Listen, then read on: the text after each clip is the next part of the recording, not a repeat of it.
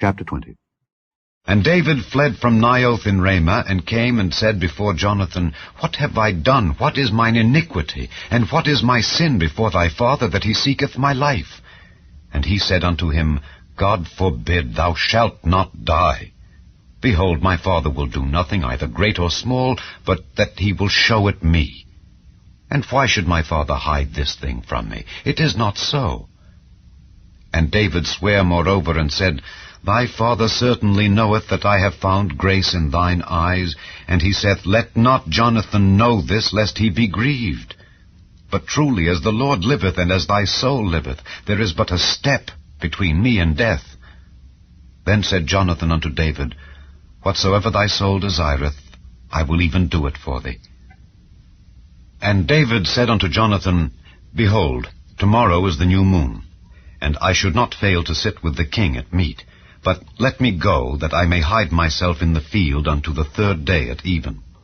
If thy father at all miss me, then say, David earnestly asked leave of me, that he might run to Bethlehem his city, for there is a yearly sacrifice there for all the family.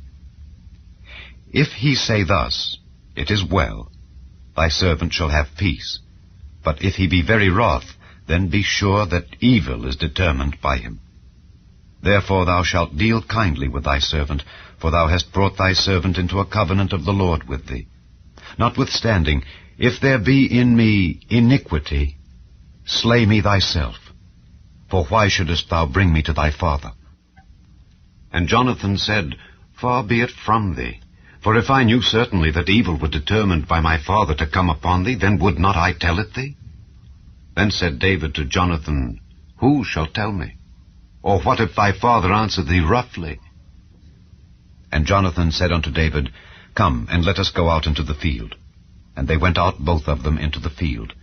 And Jonathan said unto David, O Lord God of Israel, when I have sounded my father about tomorrow any time, or the 3rd day, and behold, if there be good toward David, and I then send not unto thee, and show it thee, the Lord do so, and much more to Jonathan.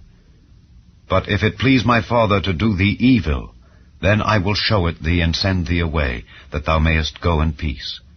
And the Lord be with thee, as he hath been with my father.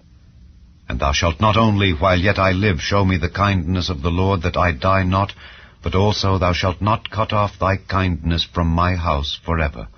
No, not when the Lord hath cut off the enemies of David, every one from the face of the earth. So Jonathan made a covenant with the house of David, saying, Let the Lord even require it at the hand of David's enemies. And Jonathan caused David to swear again, because he loved him, for he loved him as he loved his own soul.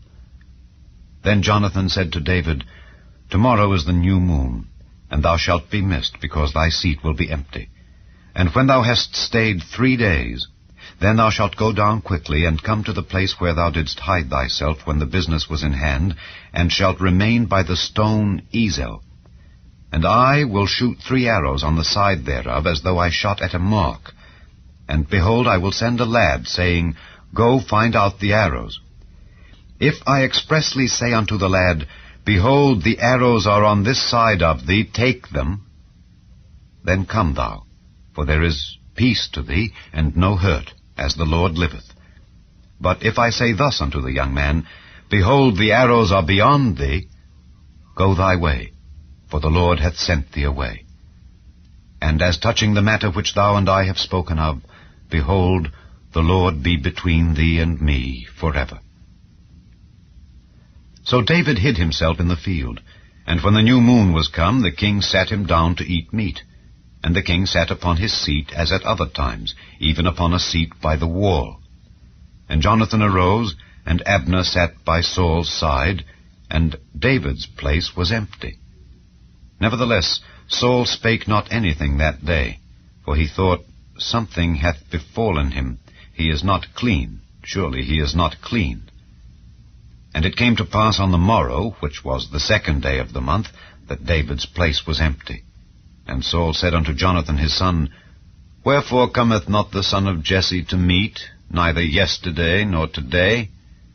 And Jonathan answered Saul, David earnestly asked leave of me to go to Bethlehem, and he said, Let me go, I pray thee, for our family hath a sacrifice in the city, and my brother he hath commanded me to be there.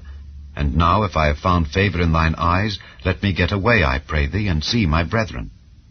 Therefore he cometh not unto the king's table.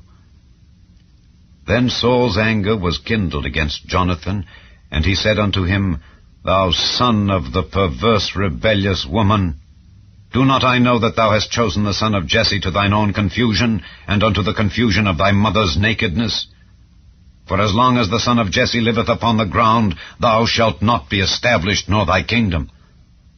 Wherefore now send and fetch him unto me, for he shall surely die. And Jonathan answered Saul his father, and said unto him, Wherefore shall he be slain? What hath he done? And Saul cast a javelin at him to smite him, whereby Jonathan knew that it was determined of his father to slay David. So Jonathan arose from the table in fierce anger, and did eat no meat the 2nd day of the month, for he was grieved for David, because his father had done him shame. And it came to pass in the morning that Jonathan went out into the field at the time appointed with David, and a little lad with him. And he said unto his lad, Run, find out now the arrows which I shoot. And as the lad ran, he shot an arrow beyond him. And when the lad was come to the place of the arrow which Jonathan had shot, Jonathan cried after the lad, and said, Is not the arrow beyond thee? And Jonathan cried after the lad, Make speed, haste, stay not. And Jonathan's lad gathered up the arrows, and came to his master. But the lad knew not anything, only Jonathan and David knew the matter. And Jonathan gave his artillery unto his lad, and said unto him, Go, carry them to the city. And as soon as the lad was gone, David arose out of a place toward the south, and fell on his face to the ground, and bowed himself 3 times. And they kissed one another, and wept one with another, until David exceeded.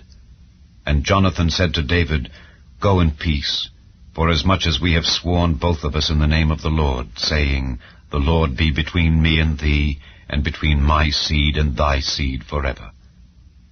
And he arose and departed, and Jonathan went into the city.